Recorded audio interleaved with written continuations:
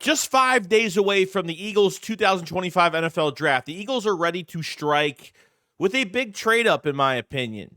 And a pre-draft visit just kind of made it official. And we're going to be talking about that. We're going to be talking about Dallas Goddard, Bryce Huff, and it looks like the Eagles could be looking at a kicker to replace Jake Elliott. So let's get straight into it all. A killer buried, but not dead. Darren, we better turn around. Because I've seen enough horror movies to know any weirdo wearing a mask is never friendly. Yo, what is going on, guys? I hope everyone's having a fantastic day today. This video is sponsored by BetUS. Check them out if you guys have not. So we are 5 days away, okay? But keeping a close eye on who the Eagles are bringing in and the type of players they have interest in, and some rumors that came out a week ago that I think are starting to come true a little bit. Now, the Eagles had a pre-draft visit with Walter Nolan from Ole Miss, okay? This is a guy that we all thought, is going to go pretty early, and I think he will. I think he'll be a top 15, top 20 pick. Okay, they're starting to really look at guys, especially like Malachi Starks. Obviously, you're talking about the big time, first rounders, okay, or late first rounders, and some of the edge rushers they've been kind of looking at. But some of them, are going to go early, and we're kind of expecting there to be a pretty aggressive trade up. Okay. We all know what Walter Nolan, I feel like if Walter Nolan is drafted to the Philadelphia Eagles, I think Jordan Davis, I think his days are numbered in Philadelphia. Okay, and I've said this a million times because of the contracts that are expiring at the defensive tackle position. You don't have a few guys locked up for a few years. I mean, it comes down to Jalen Carter's going to get his contract. Mauro Jomo's going to his third year next year, contract year.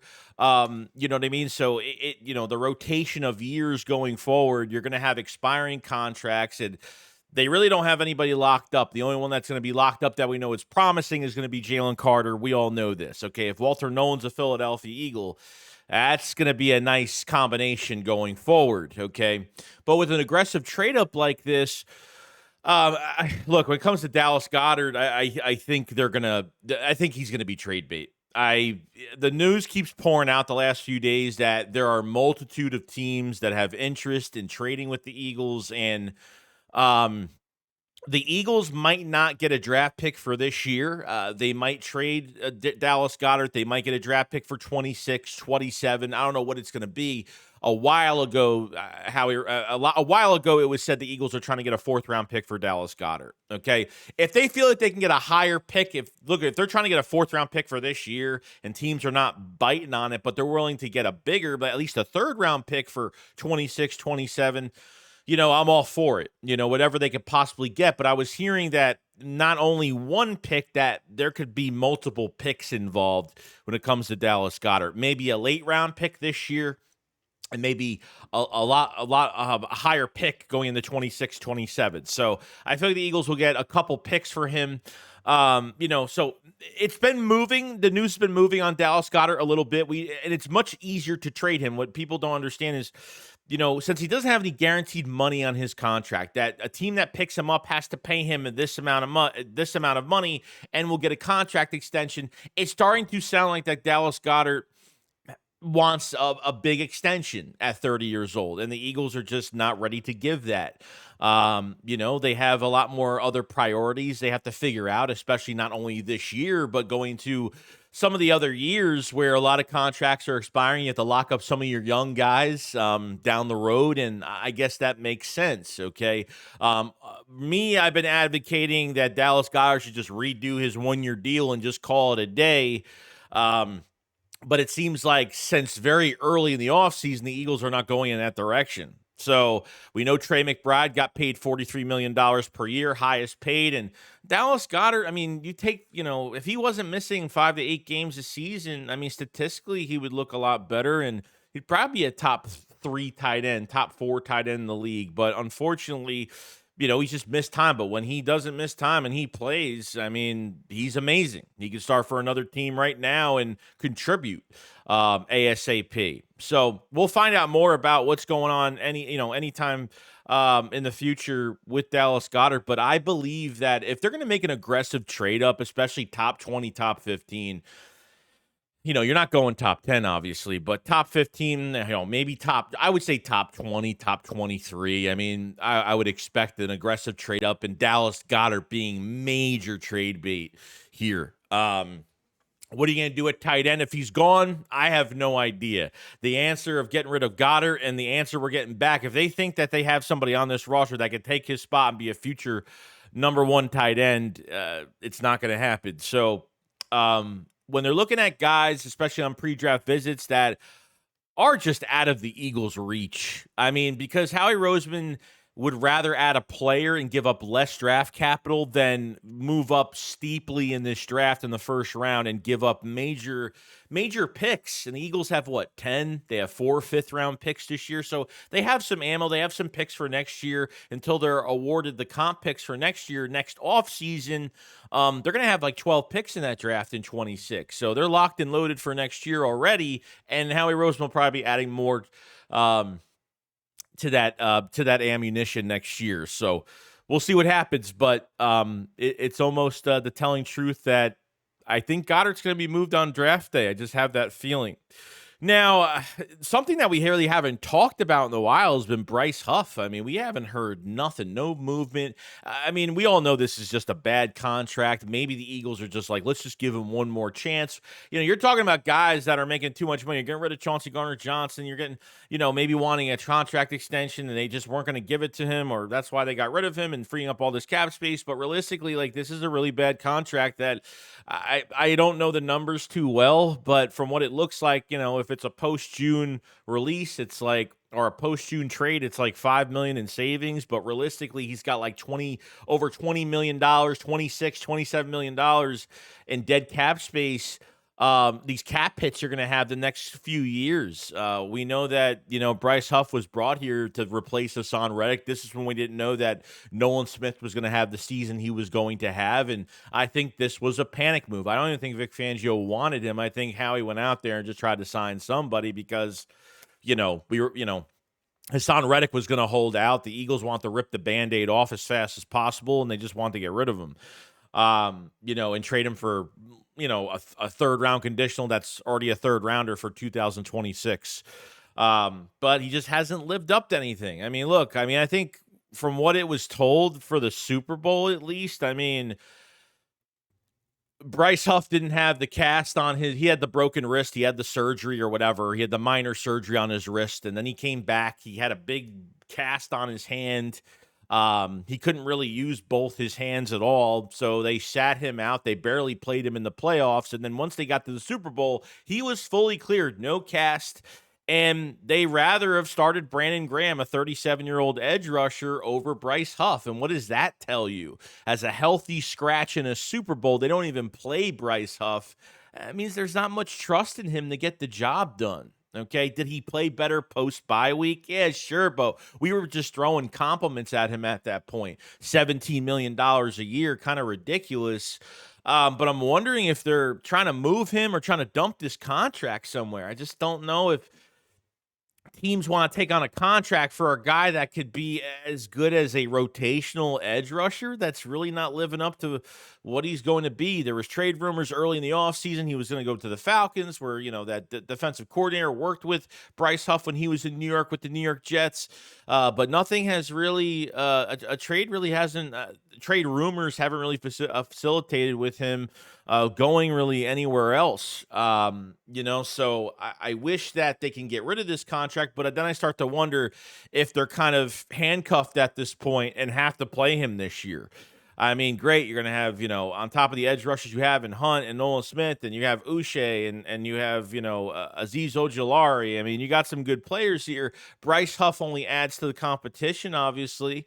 But camp will really show you who's going to be where they are in a really good spot. And if Bryce Huff is at the deep in the back end rotation, what do you do? What if some of these other guys are playing better than him during training camp? I mean, they can't just forcefully play him, or maybe they have to forcefully play him because he's making a lot of money. He can't sit on the bench. He can't be on the practice squad. I mean, I'm not trying to say he's that bad, but you know, I just don't know if he fits what we're doing. I just don't know if it's really I just don't know if it was a good signing. If he wasn't getting paid that much money, I wouldn't even care about that. But because of the money situation, the Eagles are just kind of tied right now.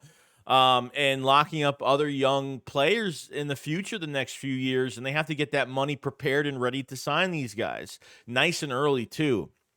So, Bryce Huff is obviously, getting paid a lot less than a lot of edge rushers right now because it's like 30 plus million to $40 million per year.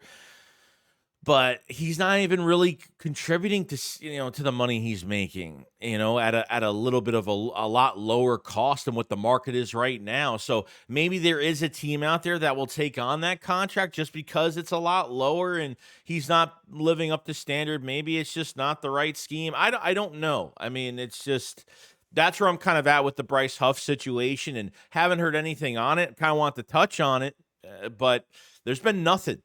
They've been trying to trade him really since the Super Bowl was over with. And I know they thought ahead of time to try to get something done, but it's been like one little rumor, and pretty much it kind of went quiet for a while. So I wonder what they're going to do here. I guess we'll find out, and we'll see in the near future of Bryce Huff if they have to keep him because they have no choice, or I don't want to forcefully keep him on the field. If someone else is better than him. So we'll see. And lastly, I want to talk about a Kentucky kicker the Eagles have interest in, which is interesting. Alex Raynor from Kentucky. Okay, Raynor made 25 out of the last 27 field goals attempts. It was perfect on 50-plus yard field goals in 24. Panthers and Raiders have also shown some interest, I'm told. So, Jake Elliott's 30 years old now. I don't really put too much in the kickers' ages. I mean, I don't know how the Eagles, handle a situation like this. Jake Elliott was money in that Super Bowl. Okay, but before that, he missed 5 kicks in 5 games. The last 5 misses, 5 games, it was a little alarming, just a little bit. But in that Super Bowl, he nailed everything. So I thought Jake Elliott really ended on a high note in the Super Bowl. They changed the long snapper. We have a new long snapper now. Lovato's gone. So they're making a lot of changes. I don't know if some of the snaps from Lovato have just not really impressed, through the last couple years or, something like that. But Jake Elliott, they might bring in another kicker for competition. Obviously, I don't know if this guy's going to get drafted. Probably not. Probably an undrafted free agent, and the Eagles are going to really work hard to bring him in and maybe maybe they're going to try to put Jake Elliott in a competition. Say, we're going to put someone here and we're going to make you shit your pants a little bit and make your legs shake a little bit because, we don't, I think they might want to make a change here, so we'll see what happens. But, Jake's been great for this franchise. He's got 2 Super Bowls under his belt. Okay. He was a rookie. I think he was a rookie when we won our Super Bowl. He was on Cincinnati's, I think, practice squad or something like that, if I could remember, at the time. And yeah, we pretty much did a pretty good job with him, and he's been great for us. So another kicker, a kicker could be coming in for more competition, but we'll see what happens. But other than that, guys, that's pretty much it. I mean, we have 5 days left. The draft is going to be really exciting. We're starting to get more news on more of these pre-draft bids, especially some of the big ones here. Now, I think rumor-wise, the rumor that I'm believing right now, and obviously every rumor could be false, a lie, whatever. The one that I could really believe right now is that the Eagles have 2 targets, realistically. Okay, I think James Pierce Jr. and Walter Nolan are the 2 guys that they want. And if those guys are out, I think they hit on another position. I think it's going to be a safety. I'm not really touching too much on linebacker in the first round, but I think it's going to be defensive line or safety. I think James Pierce Jr. and Walter Nolan, are going to be the 2 top prospects for the Eagles. But it's going to be steep, man. It's going to be steep for a trade up. So that's why I'm thinking that Goddard hasn't been traded yet for some specific reason. And I think all this really starts to connect a little bit more. So I'm expecting the Eagles trading one of their own on draft night for one of these guys to get at least a 15, at least, I don't know, I would say maybe a 15 to 23rd pick in between I would say that's where they're kind of aiming for right now. But we'll see what happens. We got a few days left. We're getting there. And other than that, guys, that's pretty much it. Let me know what you guys think about just the rumors in general. Who do you think is on the Eagles' radar? Do you think Dallas Goddard will get traded on draft night since it hasn't happened yet? And kicker competition for Jake Elliott. How do what do you think about that? So other than that, guys, that's pretty much it. Make sure you subscribe to the channel for more Eagles news every single day. Make sure you like the video because it helps out tremendously. You guys enjoy the rest of your day, and I'll see you guys on the next one. Shakes, what up, follow us. Peace out, guys. Peace.